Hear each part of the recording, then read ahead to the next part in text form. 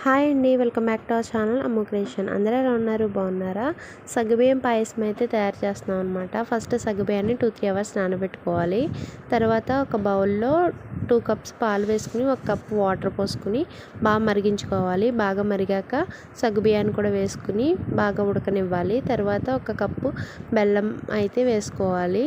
మేమైతే షుగర్ వేయలేదండి, ఎందుకంటే పిల్లలకి తయారు చేస్తున్నాం కదా, షుగర్ కన్నా బెల్లమే మంచిదని చెప్పేసి అలా వేసాం అనమాట. 2-3 యాలకులు కూడా వేసుకున్నాము, మంచిగా టేస్ట్ రావాలని చెప్పి.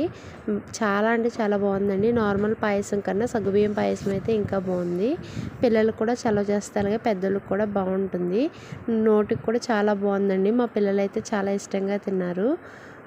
మీరు ఎవరైనా ఈ పాయసం ఎప్పుడైనా చేసుకున్నారా? మీకు ఏమైనా తెలిస్తే మాకు కామెంట్ బాక్స్లో చెప్పేయండి. అలాగే మా ఈ వీడియోస్ నచ్చితే చిన్న లైక్ అయితే ఇవ్వండి.